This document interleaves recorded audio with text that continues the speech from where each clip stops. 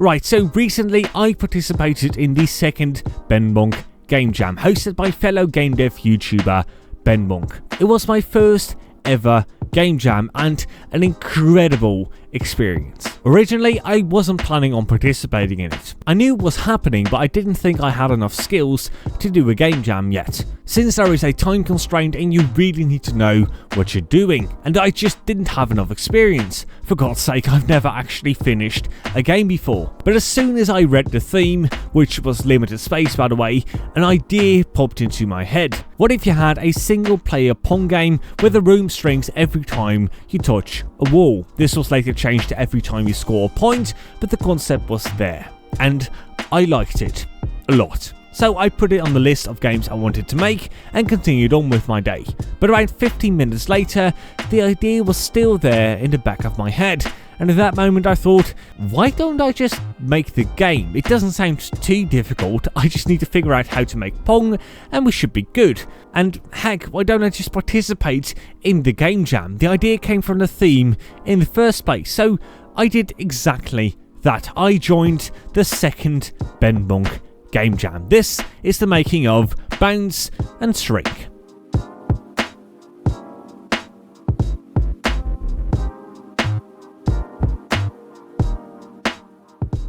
So the theme got announced around 9 o'clock in the evening, but by the time I had actually started working on the game, it was already 9:30. Luckily enough, I knew exactly what I was making, just not quite how to do it. So I searched for a tutorial on how to make Pong, and after skipping a lot of 10-20 minute tutorials, I got this one, making Pong in 6 minutes. Now that's what I was looking for. The explanation was pretty straightforward. You just have a ball with no friction, bounce around in a box with a certain velocity.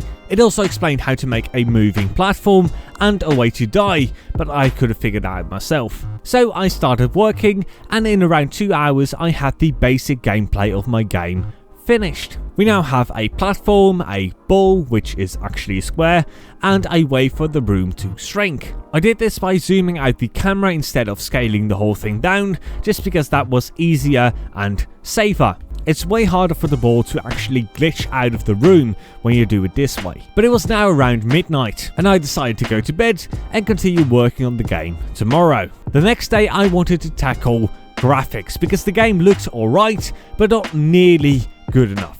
A big inspiration for this game was Devlog's Around and Back, a game he made for the Kdenlive Jam. It was also a Pong-like and a single player game, but instead of a room with walls, it had a circle with a rotating platform. But the thing I really liked about this game was the lighting and how he managed to make the game look so good with minimalistic art. So I messed around with Unity's 2D lighting system for a bit, but it didn't quite work. The lighting just wasn't dynamic enough, especially for a moving object. But I really wanted the ball to glow. So I searched for a tutorial on that, and a great one came up, which was of course made by Brackies. It explained exactly what I wanted to know, which was how Bloom worked, and this was a game changer. Literally, it changed my game into what it is right now. I use Bloom for everything, but was careful to not overdo it because that just wouldn't look right. So I set my Bloom settings very low. Not enough to make everything glow, but just enough to give everything that light feel. Then after I was done playing with the miracle called Bloom, I made a screen shake effect, which I thought was pretty difficult, but turned out to be just a simple animation. I gotta thank Blackthorn Prod for that one. And this was another game changer. The game now felt juicy and nice to play, so I saw it as a success and moved on. Until one of my playtesters called Space suggested I would add a power-up. And I liked this idea because I thought it would make my game more dynamic, something it really needed. So I started working on it, and a little while later we now have a green cube that spawns randomly and makes your room scale up a bit. And it feels really good. Okay, so at this point I forced myself to stop working on the gameplay, since I really didn't want to make the game more complicated than it needed to be. But I still had almost 2 days left, so I started working on a menu, and it turned out pretty good with responsive buttons and nice animations. I also added a game over screen with a retry button, a menu button, your score and your high score. And this was the end of the first full day, and as you can probably tell, I made quite a bit of progress. Alright, so we now get to the next day, and I decided I was going to tackle just one big thing: the shop.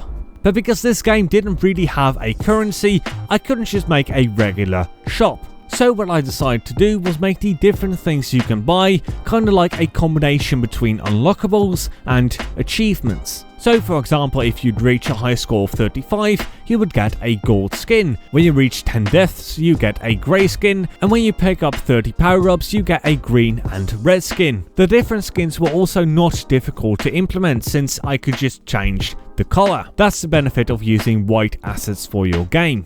So yeah, that's basically all I did that day, but I'm extremely happy with the result. Alright, so it's now the last day, and there were still a lot of things I wanted to add, like a tutorial, an option scene, an about scene, and the most important thing of them all, sounds and music. I started with the thing I thought was going to take the most time, creating a tutorial. I had the fun idea of making the whole start of the game, including the splash screen with Deynum Studio and the game name, playable in a way. So I made this play button that when you click it, makes the name Deynum Studio appear. Then when you click it again, the name of the game pops up. And if you do it one last time, you get the message that it was made for the second BenBonk game jam. Then you get to the tutorial, which has the purpose of teaching you 3 things.